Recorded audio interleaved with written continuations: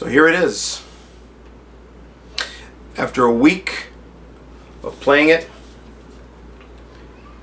and playing it and playing it and playing it and playing it with headphones, without headphones, in the car, on different sound systems, headphones again, the vinyl edition, the CD, the box set.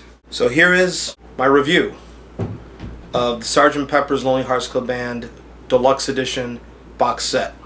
In particular, the new stereo mix and the 5.1. And I wanted to wait because I knew immediately after this would come out, people were going to be doing videos immediately.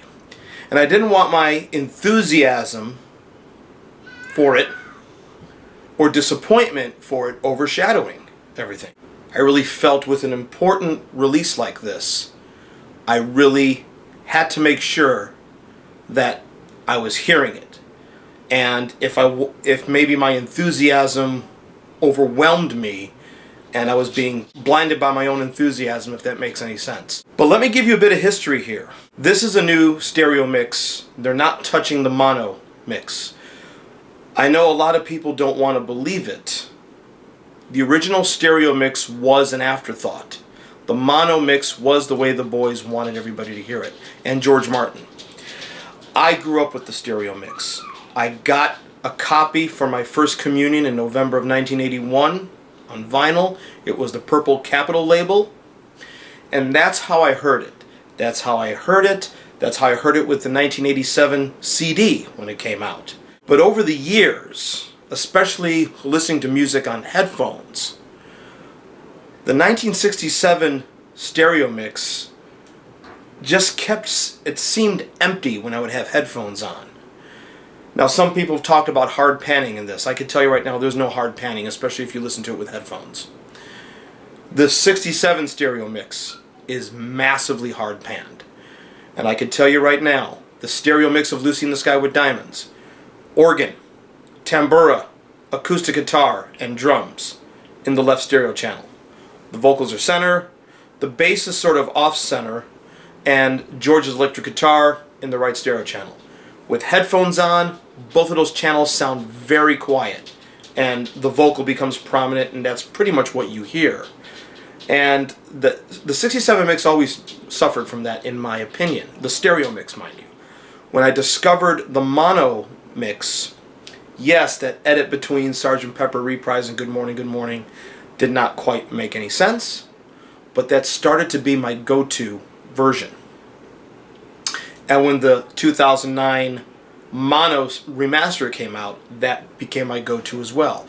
The 2009 stereo remaster, it beefed up the drums and made things a bit more exciting, but it was still a difficult thing to listen to with headphones. So when I heard about this new stereo mix, I was excited. What Giles Martin did, and I think this is important why Giles is in charge. He has access to the tapes that are in the vault that is highly guarded at Abbey Road Studios. The Beatles worked on 4 tracks, mind you, 4 tracks.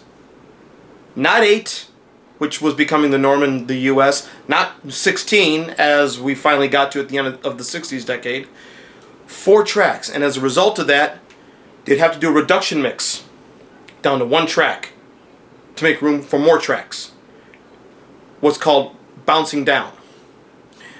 Then you'd have to do the same thing on another tape. Do a reduction mix, make room for more tracks. And when you do that, things happen like you lose the quality and the punchiness of some of the original basic tracks. So my thoughts on the new mix. It gets a thumbs up from me. A big thumbs up. Because they did some great things. They kept what we love about the mono mix. It's got that psychedelic ear candy. It's got the panning back and forth between being for the benefit of Mr. Kite with the soundscape. It has that panning. It's got the phasing on John's voice during Lucy in the Sky with Diamonds. But the drums are full, they are crisp. We're hearing the basic tracks with more clarity than we ever had before, because he was able to go back to the pre-bounced down tracks, Giles Martin, and get those spread out on multiple tracks. So you have your psychedelic ear candy now. You have all that. But the most important thing we are getting in this mix that is forgotten about in the 67 stereo mix, we're getting a hard rockin' band still. One of the things that the critics of this album, the few and far between, the minority critics that like to come out every anniversary season and say, hey Beatle fans, your favorite Beatle album is not even the best Beatles album. Dig the 13th Floor Elevators. They are a good band, by the way. This shows that the Beatles were still a rock band. That's what I love about this new mix more than anything. Yes, it's finally an immersive experience with headphones. The frustrating thing that was with the 67 stereo mix with headphones is gone. I finally have this immersive psychedelic experience like I do with Dark Side of the Moon and Electric Ladyland, and even Radiohead's OK Computer. I finally have this immersive experience, but I'm also hearing a rock band. And if I paraphrase, I'm paraphrasing somebody here from Fab Four Free For All, the Facebook group of the podcast. I'm paraphrasing him here, but it's worth repeating that while these songs are sophisticated, there's a vibrancy and an energy to these songs that seemed missing. That what the new mix shows is that despite the fact that these songs are sophisticated now and there's overdubs, these four guys are still that sweaty, grungy, speeding out of their minds band that they were in Hamburg. That's what I love about the mix. It's psychedelic, it's got the ear candy, but you got a killer rock band still there. And what I love about the outtakes, hearing them in the studio, especially in the box set, and if you don't have the box set, put it on your Christmas list if you can't afford it. This is the one to get, folks. You are still hearing a team. This contradicts so much of what John and George had said in retrospect about Paul was in charge, he was enthusiastic, but they're working as a team. Everybody. John is telling Paul at the beginning of Getting Better to sing it properly. Paul is telling John to sing things on Lucy a lot quicker. George is telling Paul what to do when he runs out of breath on the title track. You're hearing them work as a team.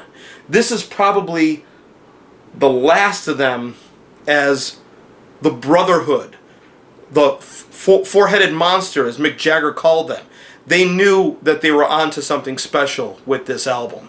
And I think with the new mix in this box set, there is, and I see it happening, a major reevaluation happening with this album from the critics who are saying it's lightweight, and Forever Changes by Love is a much more innovative album.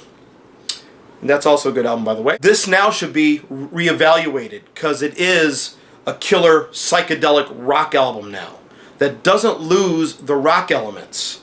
Well, like I said, the title track of Sgt Pepper, driving force. Good morning, good morning. Real, driving, loud. You feel like you are anxious in this world of suburbia. You want to get out, but you can't do it. But you can't get out. You're trapped and you're anxious. It's got a rush now. On the CD, is it louder? Well, yes and no.